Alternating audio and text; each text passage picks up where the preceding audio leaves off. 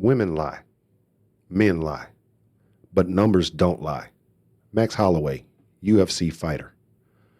According to Harvard physician Dr. Ali Benazir, the odds of an individual being born are 1 in 400 trillion.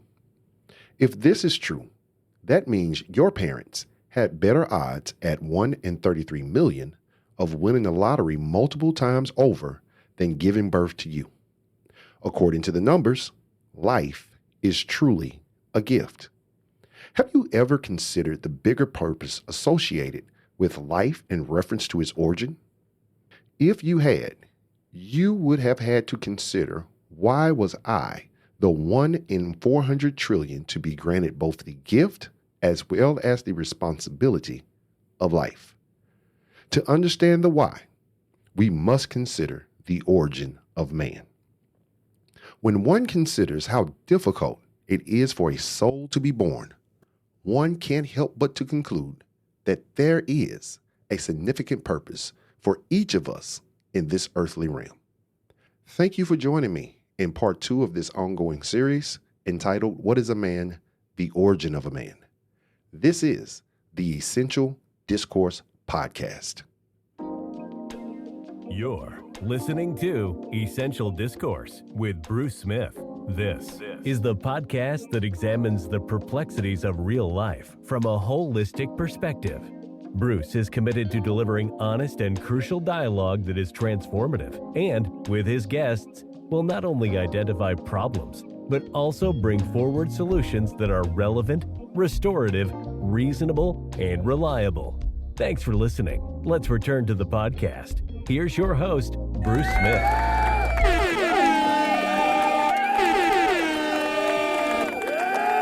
Hello, and welcome to the Essential Discourse Podcast. I want to thank you for being intentional with your time and choosing to invest that resource with me. If you have not done so, please consider subscribing to and following the Essential Discourse Podcast on Apple Podcasts, Spotify, or at edpshow.com. Well, gang, I got to be honest with you. This was probably the most difficult episode I ever recorded and tried to publish. If you follow me on social media, you know that my intent was to have this episode published a while ago. However, I ran into some problems with technology, and before that, I had issues with the presentation of the content that I was trying to get over to you. In listening to the episode in the editing process, it just sounded as if there was too much information and that the delivery sounded, for lack of a better term, preachy. I mean, super preachy. The only thing that I may have been missing was, can I get an amen? Or is there a witness in the place? So that led me to revising the podcast and how I wanted to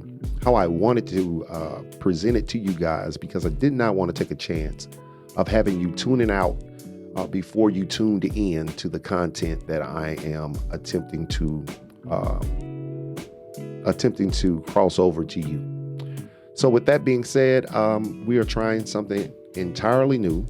This is the first time that I've done this in one of my solo podcasts, and I hope that it comes off as personal, engaging, and relatable. So much so that you will comment, share your thoughts, and refer the podcast or this episode to your friends and or families. So without further ado, let's get into the podcast. At the beginning of this journey of discovery, in reference to what is a man, I didn't know the depth of that question. I didn't know that this singular question would open up so many thoughts. What is a man? What is a man is a deep and personal question by itself. When you strip away the traditional terms, protector, provider, and producer that people oftentimes use to define what a man is, you have successfully made the question, more difficult to answer. Honestly, many males have never been challenged to think about man or manhood in this way. I know I wasn't. And that's okay. And that's why we are discussing it here on this platform. To fully understand something, it is best for us to start at the beginning. Would you agree? That's why the focus of this episode is centered on the origin of man. So let me give you the answer up front to the question, what is a man, in reference to the origin of man? And the answer is to be God's earthly standard bearer, right? To be God's earthly standard bearer, to display his character within the earth, to be loving, faithful, just, attentive, holy, and etc., and etc., and etc. To care for all of creation in the manner that God created man. And how did God create man? He created man intentionally, and he was very meticulous in the creation of man. You can read the creation story and see how intentional he was. You can look at the makeup of the human body, all the systems of the body, the nervous systems, the respiratory system, the organs, the brain, and you can see how meticulously God was when he designed our human bodies. So, the origin is the point or the place where something begins. Now, in relationship to man, in its truest sense, and you might have caught this earlier, origin is prior to natural conception. It is prior to the natural conception of any man. So, not born, but created. And if we look at created, we have to look at the first man, Adam. And it's important to understand that Adam was created with a purpose. And that purpose is wrapped up in the answer that I provided you for what is a man. Adam was created in the image and after the likeness of God. You can find that in Genesis chapter 1, verses 26 through 27. Adam was not only created in the image and likeness of God, he was gifted with the Spirit of God. Adam is the first living soul on the earth. You can find that in Genesis chapter 2, verse number 7. And I'm going to read it for you just so that we are all on the same sheet of music. Then the Lord God formed the man of the dust from the ground and breathed into his nostrils the breath of life, and man became a living soul. So there it is. He formed Adam. He created Adam out of the dust of the ground. He breathed himself, his spirit, into the body of Adam, causing Adam to become an animated being, a living soul.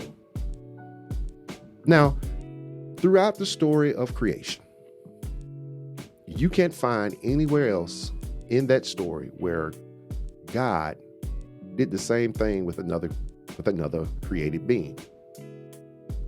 There were a bunch of let there be's and there was. So Adam is unique.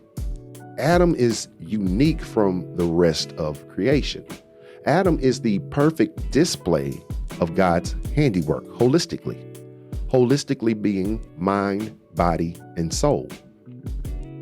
Why do I say that? Well, Adam had a conscience. Adam was aware of what was around him. Adam was aware that there was another source above him. Adam had comprehension. Adam was able to understand what he was aware of. And Adam was gifted with the ability to make choices based off of his consciousness and his comprehension. You know, the birds couldn't say, hey, that's water down there, so I think I need to go swimming, and change the whole course of, what they were created to do. Birds are still flying today. fish didn't pop out of the water and say, you know what? I want to walk on land and stay on land for the eternity of time. No, fish are still in water. They are still doing what they were created to do. Why was it so important? Why was it necessary, for lack of a better word, that God created Adam?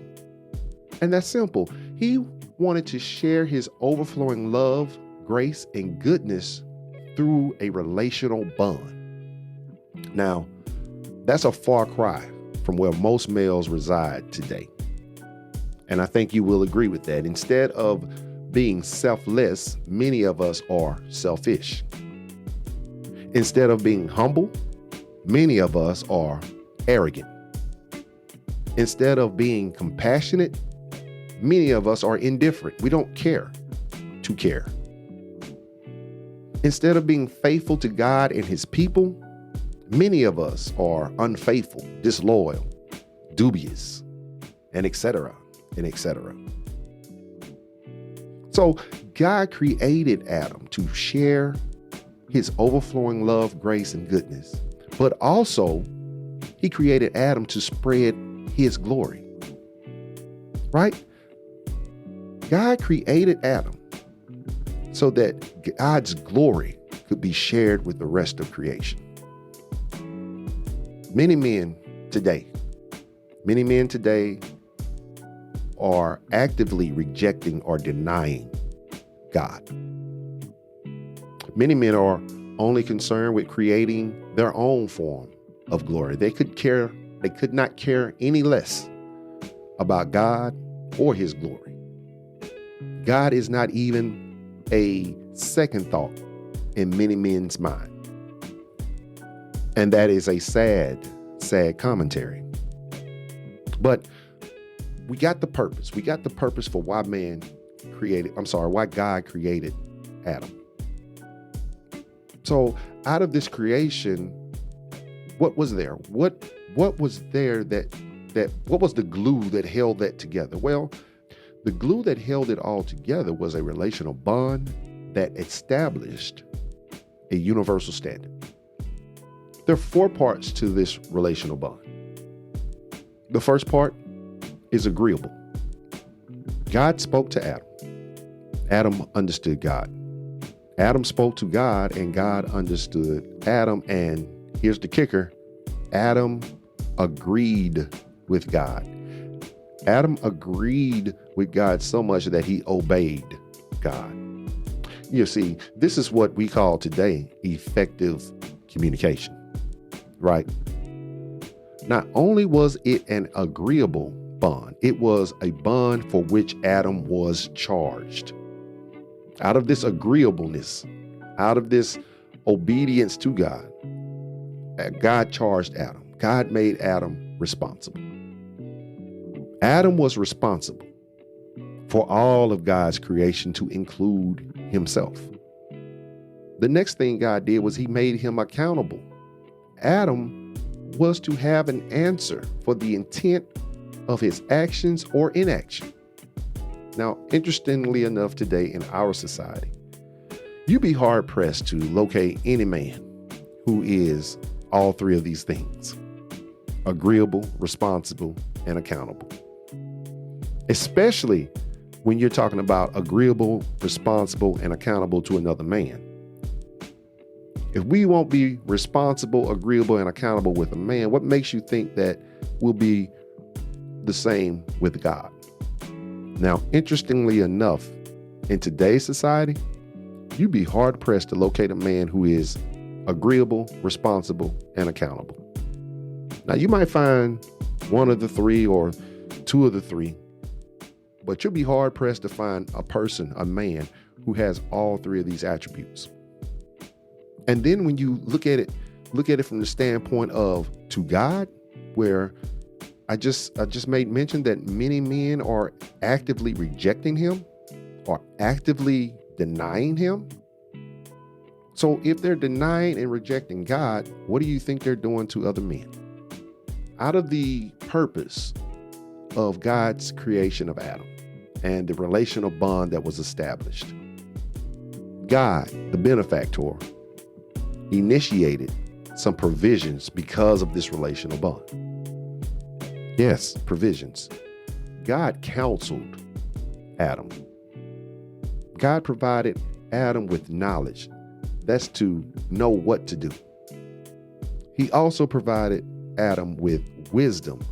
That's knowing how to do. Now, the second benefit out of this agreeable bond was that God ministered to Adam. Oh, you don't believe that? The creation of woman. Yeah, that's in Genesis chapter 2, verse 18, verses 21 through 22. Look at what it says. The Lord God said, "It's not good for man to be alone. I will make him a helper suitable for him." So the Lord caused the man to fall into a deep sleep. And when he was sleeping, he took one of the ribs from the man and closed up the place with flesh. Then the Lord God made a woman from the rib he had taken out of the man, and he brought her to the man. Now, if you continue to read Genesis chapter 2 and 3, you would see what Adam's response is when he was presented with Eve. In my mind, I think his response might have been something like, "My God. Okay. You done outdid yourself, my guy. You done outdid yourself." I believe that God showed out in the creation, in creating Eve. And notice this. Notice that Adam didn't ask God for Eve. God created her because he saw and met a need that Adam didn't even know he had. And when you're talking about ministry, you're simply saying meeting the need. And Adam had a need. So everything in the Garden of Eden was going good. Adam was doing his job. He was taking care of his responsibilities. He was able to give an account for what he was doing, what he hadn't done, and he was still in communion with God. He still had an agreeable bond, an agreeable relationship with God until Adam did the unthinkable. He disobeyed God. He disobeyed the instructions that God gave him specifically by eating the forbidden fruit. Adam committed the first sin, and it's that first sin, disobedience, that has plagued man ever since. He broke our fellowship, our relationship with God. And because of that, there was a penalty that had to be assessed. And God told him up front, if you eat of that fruit, man, you're going to die, And here we are, hundreds of thousands, perhaps even millions of years later, here we are in an identity crisis as men. Men we don't know if we coming or going, some of us. Some of us, we got a can't get right mentality. Some of us are so confused and distraught. And it's all because of the man-made chaos that we continue to follow the example of Adam by being disobedient. But God provided a working solution. And I say working solution because it's still working today. There was an open invitation of salvation that was presented for the world through Jesus Christ. He was born to reconcile us, to reunite us with the Father. He died to sanctify us, to make us holy. He was resurrected to justify us, to make us right. And he ascended back to glory and is seated on the right-hand side of the Father, making intercessory prayer for us right now. So we have an advocate who is speaking on our behalf to the Father right now. And that working solution is twofold, because Jesus provided us with a example as to how we are to uphold the standard here on earth. There's nothing that he was not acquainted with that we will become acquainted with. And he handled it all with dignity, with class, with honor, and he never broke fellowship. He never broke God's will to perform his own will. And he showed us that it was possible. And he showed us what we were supposed to strive for in this earthly realm. So, being that there's an open invitation for salvation and there is a display, there is an example for us to follow, we've got to make a choice to either reject it, accept it, and apply it to our lives. This is a choice that every male must make, and you have to make it for yourself. You can follow the verified examples of truth for the abundant and holistic life that Jesus came to give us, right? You can accept that your path is your path. You can understand and know that there are things unknown to you, but that are known by the Creator. And that there is a guide who is willing and able to help you along this journey. Or we could do our own thing, as so many of us have done or are currently doing right now in one or more aspects of our lives. We are following various personas that imitate, a fictitious lifestyle. I got it all together, I'm balling. And when we do this as men, especially as men, we're wasting time and energy to be a version of a lie that's being presented to us. When we model celebrities, performers, entertainers, people, it could be people who live around the corner from us. You know what I'm saying? When we model these people who we perceive as the epitome of success with our natural eyes, we're setting ourselves up for trouble, guys. We're setting ourselves up for trouble. Many of the people that we fall victim in modeling ourselves after, they have behaviors and choices that are scripted. They're scripted in an unrealistic, unsustainable standard called public persona. And these public personas are designed to glorify themselves while oftentimes elevating the worst that society has to offer. It doesn't have to be an entertainer. It doesn't have to be a celebrity. You could look at what somebody drives and say, yeah, man, they got it all together. I want a Bentley. You probably don't. There's no way for you to know that they've mortgaged the house 3 or 4 times just to make the car payments on that thing. But that's what you want to ascribe to, right? And that's dangerous. That is dangerous, especially for males. That is a dangerous practice, to model yourself after someone who has no godly reference and who does not follow godly instructions. That is dangerous. Listen, man, you are what you consume.